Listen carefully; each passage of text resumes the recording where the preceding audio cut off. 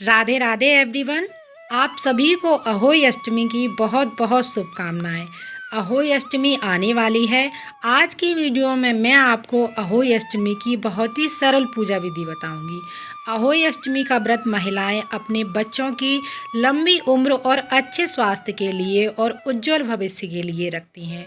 और जिन महिलाओं की संतान नहीं होती है वह महिलाएं संतान प्राप्ति के लिए यह व्रत रखती हैं। सबसे पहले हम एक चौकी लगा लेंगे। अगर चौकी नहीं है आपके पास तो आप चौका लगाकर ज़मीन पर भी ये पूजा कर सकते हैं। चौकी या पटला बिछा लेंगे, उस पर हम लाल या पीले कलर का कोई भी वस्त्र बिछा लेंगे। फ्रेंड्स, आप चाहें तो ये पूजा ज़मीन पर भी चौका लगाकर कर सकते हैं। अहोई माता का कैलेंडर या फोटो जो भी आपके पास है, थोड़ा सा अनाज रखकर अहोई माता की फ़ोटो या तस्वीर को हम विराजमान करेंगे। और मिट्टी का इस तरीके का घड़ा आता है तो वो आप ले लीजिएगा। कहीं कहीं पर करवा चलता है, कहीं कहीं पर ये घड़े मिट्टी के जो आते हैं, आप अपनी इच्छा अनुसार इनका साइज़ ले सकते हैं, बड़ा छोटा, जैसे भी आपका मन है, आपका सामर्थ्य है, आप उस हिसाब से छोटा बड़ा इस घड़े का साइज कर सकते हैं। इसके बाद में इसको शुद्ध जल से हम भर लेंगे और थोड़ा सा अनाज रखकर उसके ऊपर इस घड़े को रख देंगे। कहीं कहीं पर इसमें अनाज भरा जाता है, हमारे यहाँ जल भरा जाता है, तो मैंने जल भर दिया है। और इस तरीके का एक मिट्टी का हमें करवा और लेना है, जो छेद वाला करवा होता है ना, हमें वो लेना है। और कहीं पर एक घड़ा और एक लोटा लिया जाता है, कहीं पर एक करवा और एक लोटा लिया जाता है। जिस प्रकार आपके यहाँ होता है आप उस प्रकार कर सकते हैं। और अहोई अष्टमी की जो कैलेंडर हमने रखा है, माता का फोटो लगाया है, उसके सीधे हाथ की तरफ हमें ये कलश यानी करवे रखने होते हैं।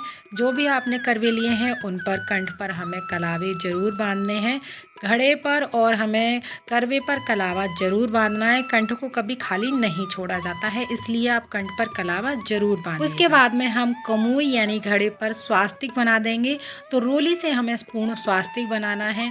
दोनों ही आप जो भी आपने लिए हैं लोटे या घड़े, आप चाहें तो इस तरीके का स्टील का लोटा है आप ये ले सकते हैं, एक घड़ा ले सकते हैं और एक स्टील का लोटा भी ले सकते हैं। अब हमें स्याऊ माता लेनी है। स्याऊ माता की इस तरीके की माला आती है, सुनार की दुकान पे बहुत आसानी से मिल जाती है। और इसमें जब भी संतान का जन्म होता है, जब हम अगली बार यानी अहोई अष्टमी का व्रत रखते हैं, तो इसमें 2 मोती डाले जाते हैं। जितनी भी संतान होती हैं हर साल उतने ही मोती इसमें बढ़ाए जाते हैं।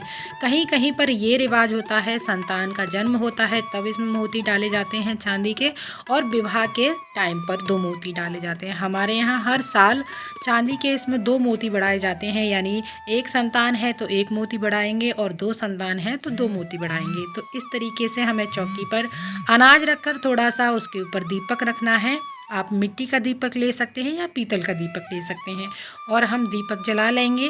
कोई भी पूजा प्रारंभ करने से पहले हमें अग्निदेव का आवाहन करना होता है। इसके बाद में हम सभी देवी देवताओं को रोली से तिलक कर देंगे। अहोई माता को रोली से तिलक करेंगे, गणेश भगवान को, लक्ष्मी माता को, इसमें सभी देवी देवता विराजमान हैं तो सभी को हम इसी प्रकार रोली से तिलक कर देंगे। स्याऊ माता को भी हमें रोली से तिलक करना है। और कलश पर हमने पहले ही पूर्ण स्वास्तिक बना चुके हैं, लेकिन फिर भी हमें तिलक करना है। और दीपक को भी हम इसी प्रकार तिलक कर देंगे।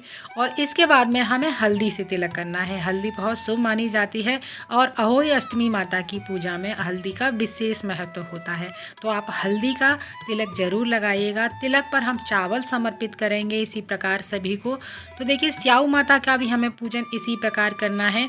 रोली से तिलक लगाना है, हल्दी से तिलक लगाना है और चावल यानी अक्षत समर्पित करने हैं तिलक पर। उसके बाद में हम सभी को वस्त्र स्वरूपी कलावा समर्पित करेंगे।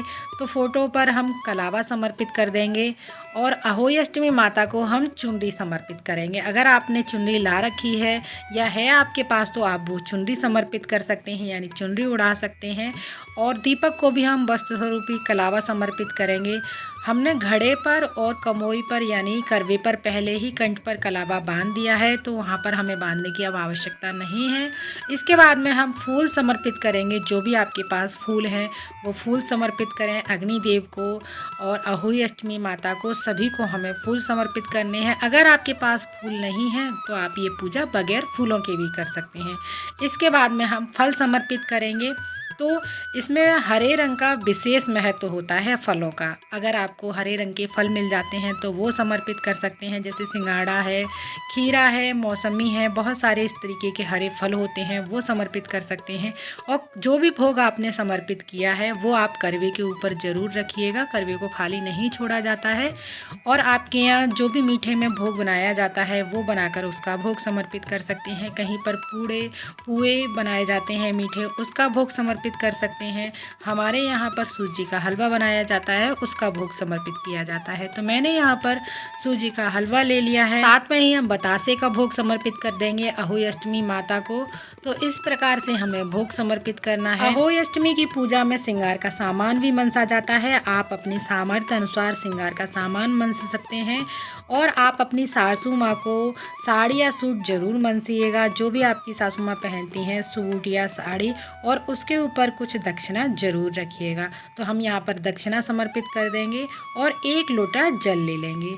जल लेने के बाद में हमें कथा सुननी होती है। तो देखिए, अपने हाथ में कुछ अनाज के दाने लेकर हम कथा सुनेंगे। अगर मैं कथा यहीं पर सुनाऊंगी तो वीडियो काफ़ी बड़ा हो जाएगा। अहोई अष्टमी के कथा का वीडियो मैंने अलग से अपने चैनल पर दिया है, लिंक मैं डिस्क्रिप्शन में दे दूंगी, आप चाहें तो वहां से सुन सकते हैं। इस व्रत में कथा सुनना अनिवार्य होता है, बहुत ज़रूरी होता है।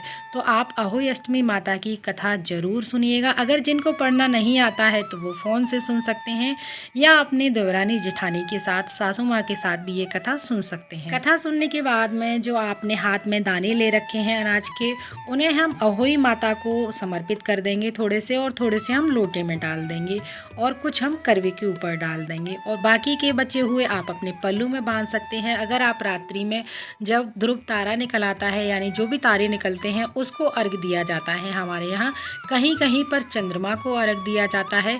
शाम के समय 6 बजे लगभग, जिस तरह समय अंधेरा होने लगता है उस समय तारे निकलने लगती हैं, और हमारे यहाँ तभी पूजा की जाती है और तभी अर्घ दिया जाता है। और कहीं कहीं पर सुबह में ये पूजा की जाती है। तो जो जल का लोटा है आप सूर्य देवता को समर्पित कर सकते हैं कथा सुनने के बाद में। अगर आप शाम के समय पूजा कर रहे हैं तो आप रात्रि को जब तारे निकल आते हैं तारे को अर्घ दे सकते हैं। आपके यहाँ जिस प्रकार होता है आप उस प्रकार चंद्रमा को या तारे को या सूर्य देवता को अर्घ दे सकते हैं। इसके बाद में हम अहोई अष्टमी माता की आरती करेंगे, गणेश भगवान की आरती करेंगे। आरती करने के बाद में जो आपने सामान मनसा है, श्रृंगार का, साड़ी सूट जो भी मनसा है, अपने सीधे हाथ में कुछ जल लेकर 2 बार देंगे, यानी घुमाते हुए सामान मनस देंगे। ये सामान हमें सासू जी को देना होता है, या सासू जी नहीं है तो आप ननद को, जिठानी को या पंडिताइन को दान कर सकते हैं। पूजा पूर्ण होने के बाद में अहोई अष्टमी माता से हाथ जोड़कर क्षमा याचना करेंगे और अपने संतान के अच्छे स्वास्थ्य और उज्जवल भविष्य के लिए कामना करेंगे। और जिन महिलाओं के संतान नहीं है वो संतान प्राप्ति के लिए अहोई अष्टमी माता से प्रार्थना करेंगे। जो भी आपने भोग प्रसाद चढ़ाया है वो भी आपको अपनी सासू माँ को दे देना है, और थोड़ा सा गाय के लिए निकालना है इसमें से। और जो हमने करवा रखा है मिट्टी का वो आप चंद्रमा को या तारे को अर्घ देते हैं तो वो अर्घ दे देंगे। उसके बाद में एक और जो हमारा घड़ा बचेगा या जब आपने स्टील का लोटा लिया है वो बचेगा, उसको दिवाली वाले दिन हमें संतान को स्नान कराना होता है उस जल से।